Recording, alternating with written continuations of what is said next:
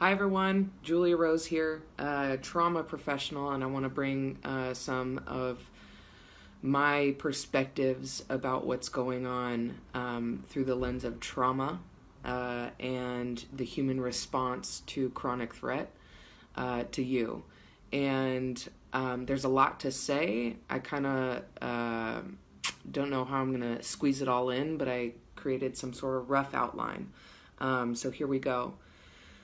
So, first of all, in order for trauma work to happen, the first order of any trauma work, whether you're a trauma professional or a trauma-informed teacher, or in an ideal world, an actual peace officer, the first order of trauma work is to secure safety.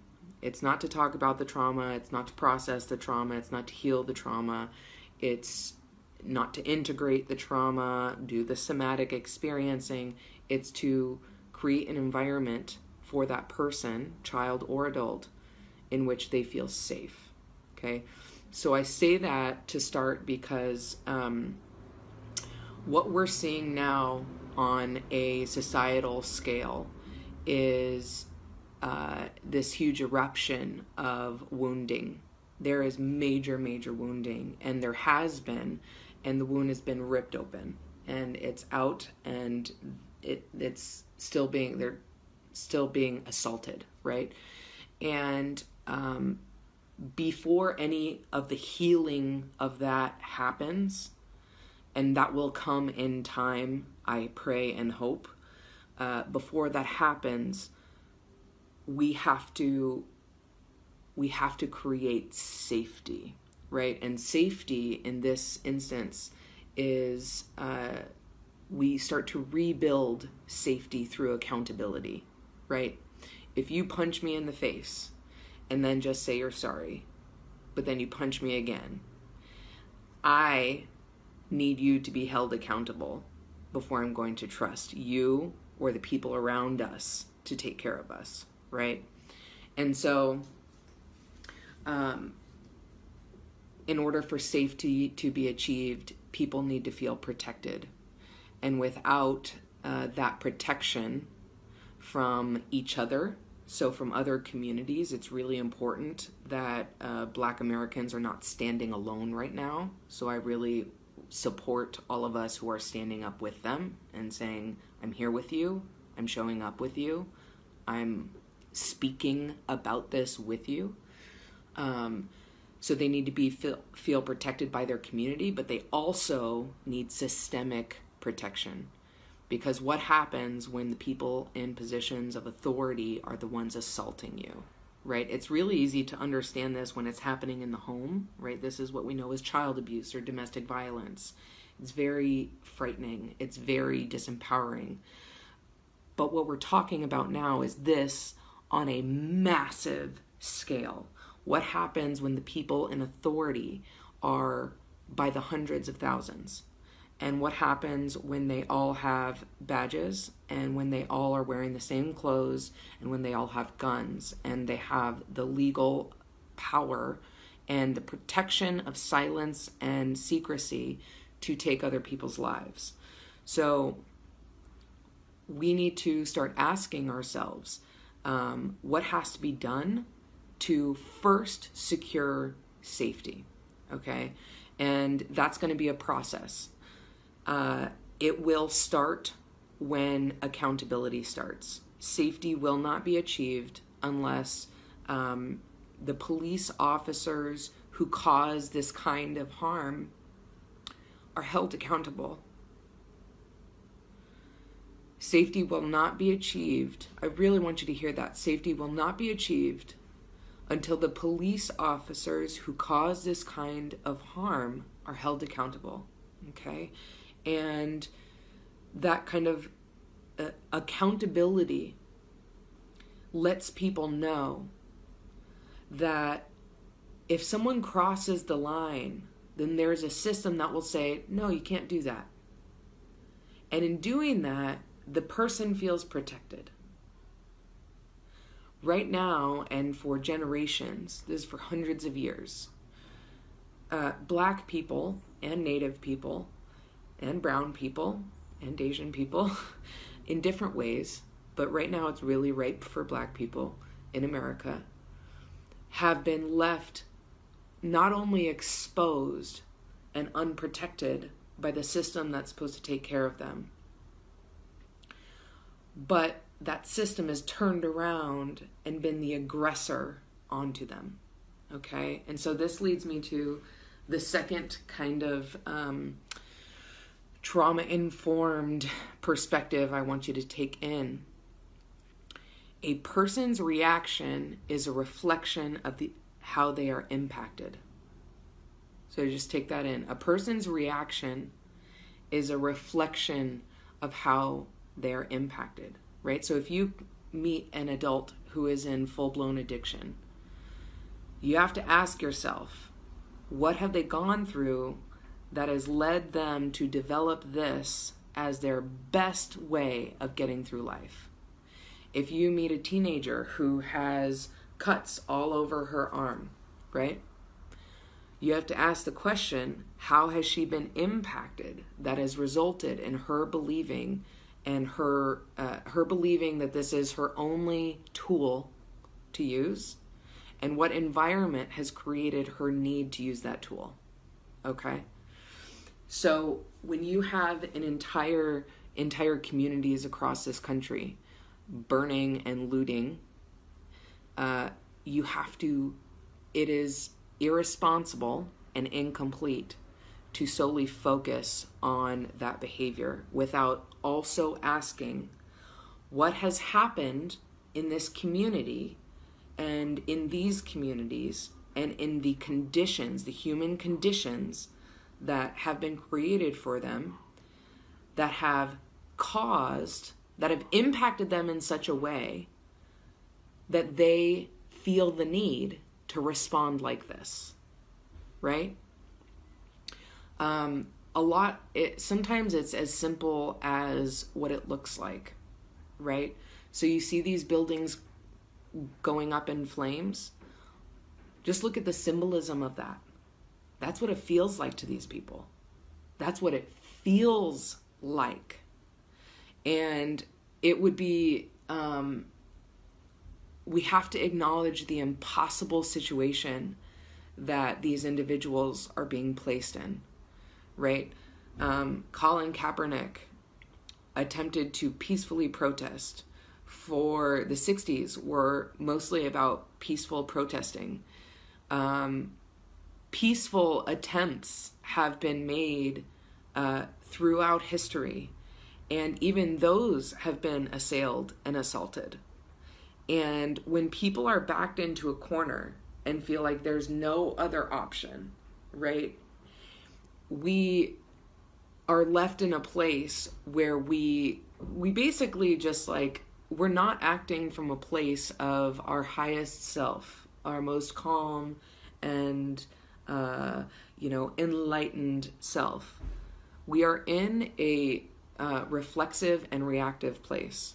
We are in the lowest part of our brain, and we are acting from that place of how do I survive and how do I defend myself? And it doesn't always make sense. It doesn't always make sense. And it doesn't need to make sense, because we are not here to focus on how they are reacting.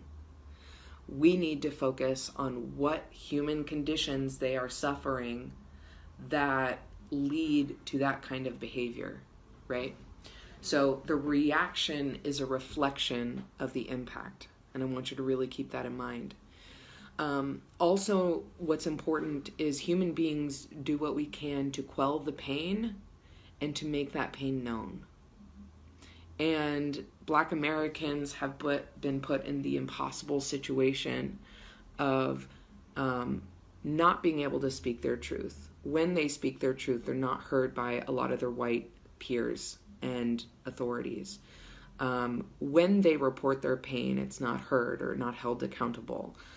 When they fight back, they get killed. When they don't fight back, they get killed. When they preemptively become submissive, they get killed. And so it's literally an impossible situation. And that kind of pain, I mean, I can't for a minute pretend to know what that must be like, but I'm just imagining it, and I feel this, it's confusing, and it is baffling, and it feels terrifying just to even think of what it must be like to be backed into a corner like that on a societal basis and on a regular chronic basis. So, that pain needs to come out in some way.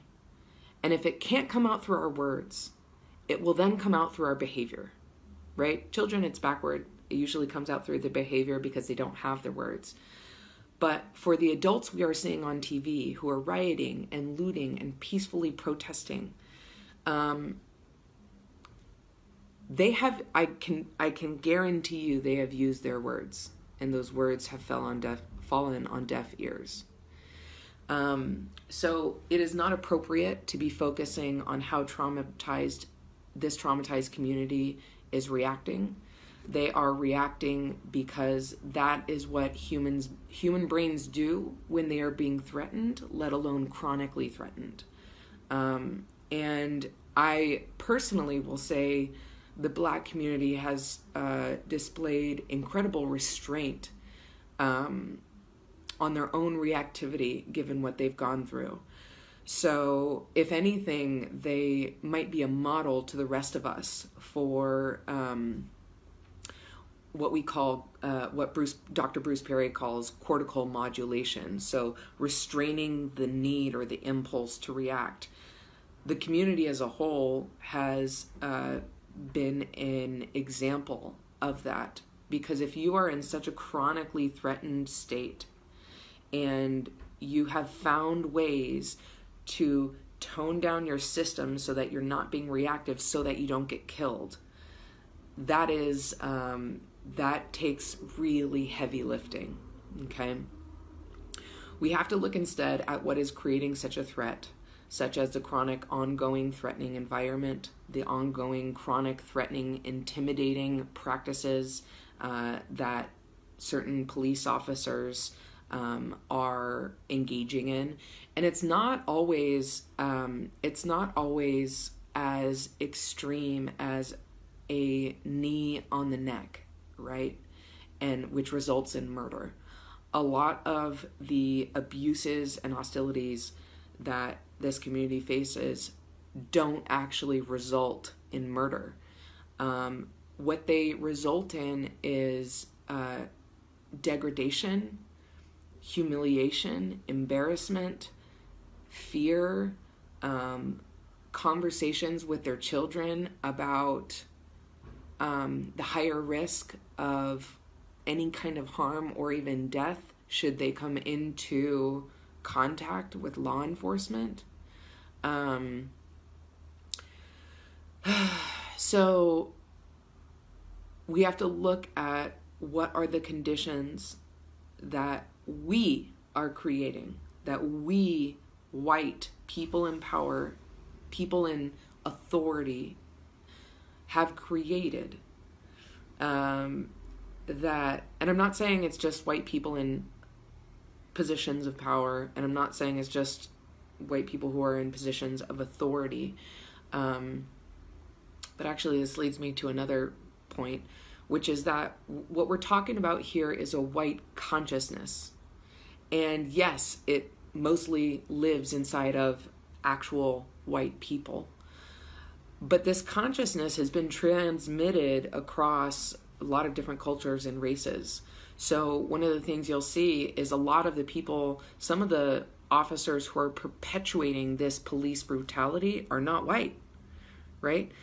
But they've been trained and taught in systems and programs that have been steeped in the white consciousness of intimidation, dehumanization, and force, right? So, just want to say that. Okay. The next thing I want to say is that if you're a white person and the idea, I'm saying this because I've experienced it. And I'm actually one of the more outspoken white people that I know of, right? But even I have felt at times scared about the speaking truth to power. It is scary, right? I remember being in high school and being like the only one who would make a comment about some piece of racist literature or something, some racist comment that a classmate made, or some sexist comment, whatever it is. And it's scary to be the one that stands up when you're in a culture of people who don't stand up, right? When you're in a culture of people who turn their face and, don't look straight on at the problem to address it. And one of the things I found most disturbing when I, just in my education, I don't remember when I learned about slavery in elementary school, but, we did. And I remember seeing an image, and it was an image of a black man hanging from a tree, and that was disturbing and painful. But the chilling thing was the audience of white people behind, who had an array of different responses. Some were laughing, some were angry at the lynched person, some were just kind of in a dissociated state and just like confused. You would see children looking up and seeing that was normal, right? And so what I want to say is that is a serious, serious illness, right? Black people in this country right now are responding to a inhumane murder, and anything less than that kind of response is the problem. Anything less than that response is the problem. White people, we've been like disconnected from our own humanity. Obviously, I'm saying this as a generalization. I know there are varying levels of what it looks like for each white individual. But what I saw in that image was a lack of empathy, not from people of color, from white people. And that's ours. That is ours. We have to rest and wrestle with this lack of empathy. And we have to wrestle with this fear of speaking up, right? I can guarantee you in that picture, had one of the white people spoken up, they would have been vilified or attacked or punished, right? We also have been impacted by white supremacy. And so we need to work through our own fears and say, this is not okay. It is not okay. It is not okay for other people to have to tolerate this, and it is not okay for any of us to tolerate this. White supremacy disconnects us from our own humanity, and therefore allows us to disconnect from other people's humanity. You understand? You follow? Okay. So if you feel like scared about holding other people accountable, or being the person at the dinner table who says, honey, like do you understand that that's racist? Do you understand the roots of what you're saying, right? If you are afraid to be having that conversation, just know that that's your own trauma response, right? Because you also have grown up in this white supremacist culture where we're not allowed to talk about this. We're not allowed to talk about this elephant in the room, okay?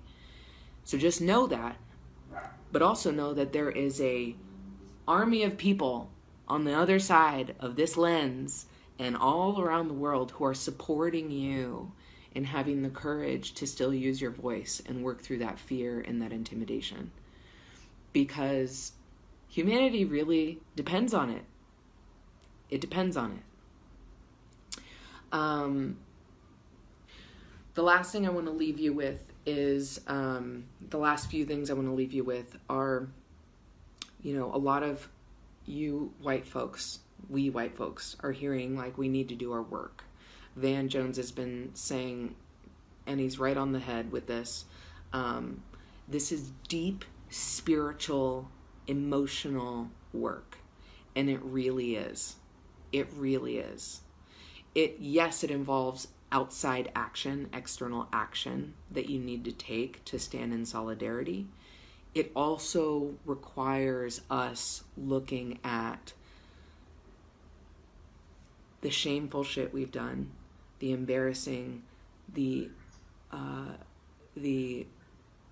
sad, the painful, the ugly, right? In some cases, the violent things that we've done.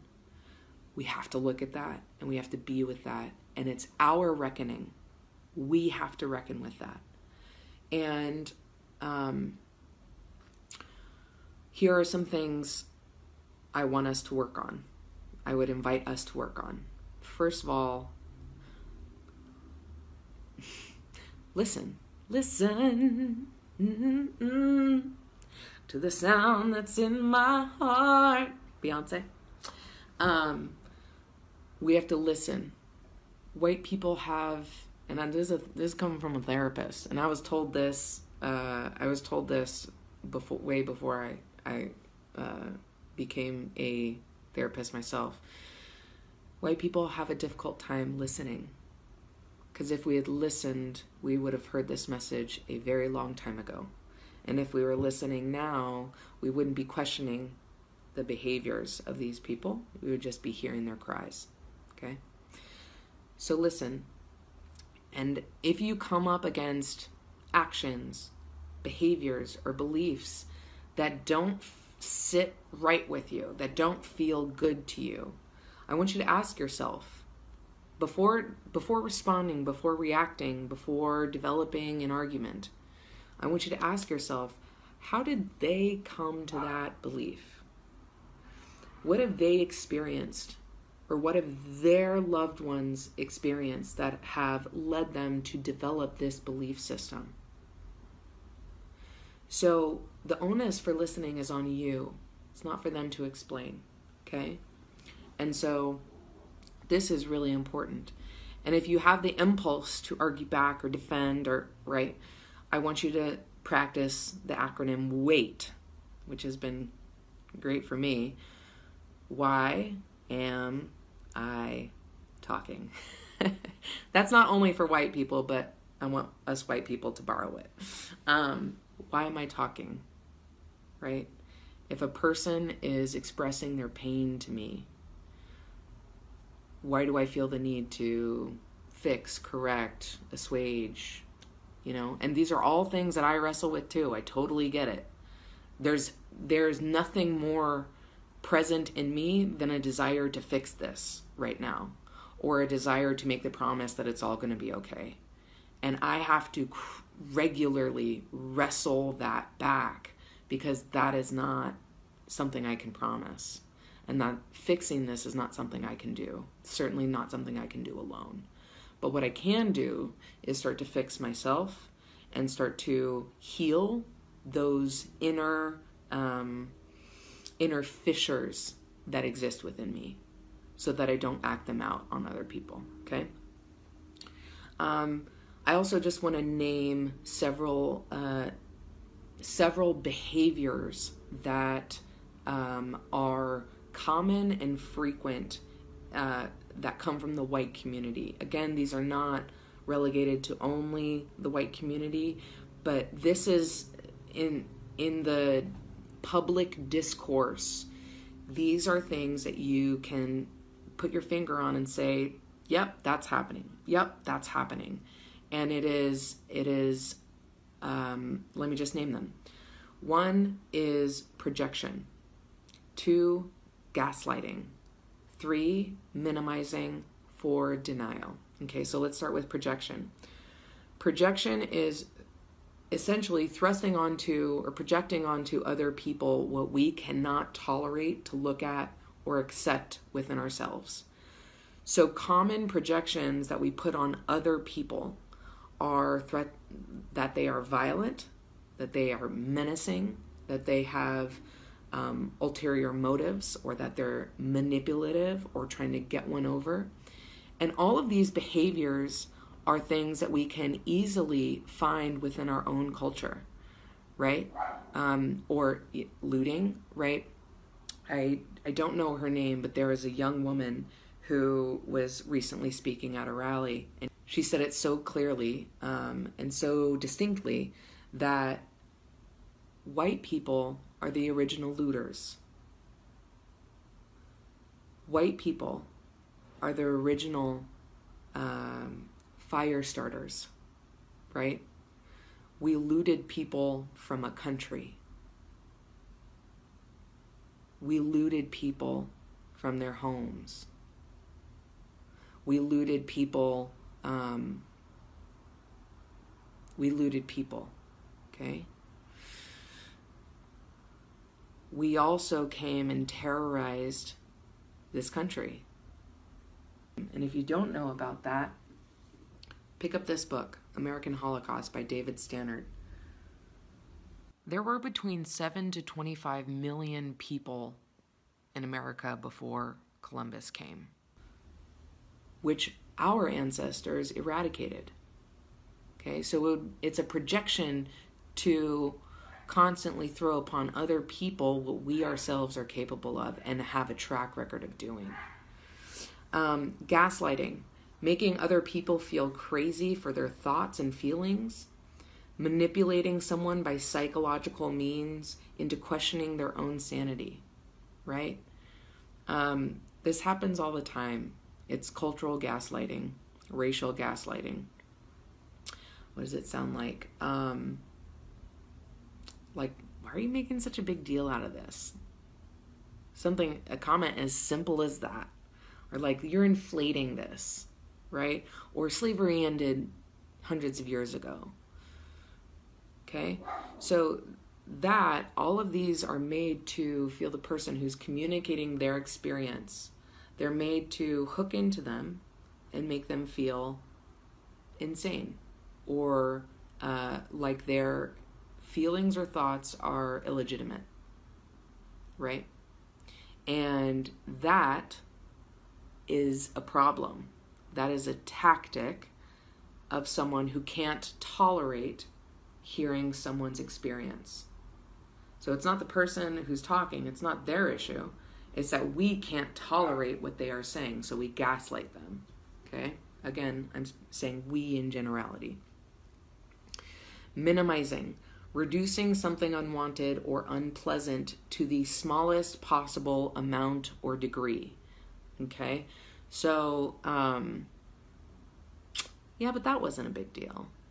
Yeah, but that only happens sometimes, right? But it didn't happen to your family, right? So those are common ways that white people minimize other people's experiences instead of, come back to it, listening. The only questions you should be asking are, if you feel like sharing, I'm here to listen about what that was like for you. What was that like for you? If you want to, you can tell me more. Like, I'm so sorry.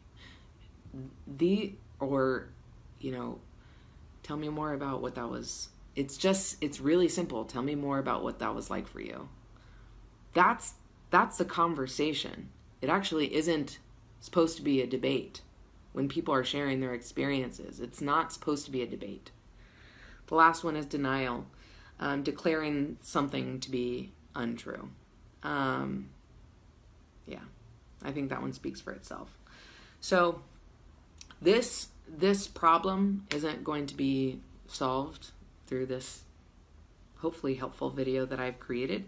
And it's not going to be solved anytime soon. But what it does require is us treating this inner sickness that we struggle with.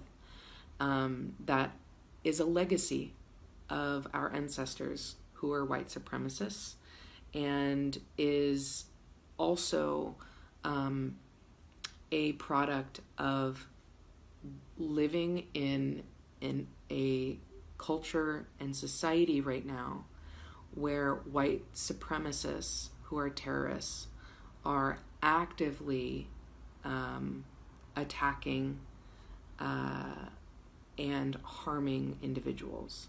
Okay, and it's not just white supremacists like people who are wearing Ku Klux Klan attire. It's white supremacy in the form of a police force that allows black and brown people to be killed without holding them accountable. It's a different layer of the white supremacy that we're all having to reckon with. So I hope that's helpful. I really encourage you to talk about it, leave some comments, let me know how that is impacting you, and let me know what's coming up for you or what you resonate with, because I want us to be able to be honest with each other. I think that we're only going to be able to do that when we are willing to take responsibility and also come at this with our own dignity and respect, right? I support you in doing this work. So thanks, everybody.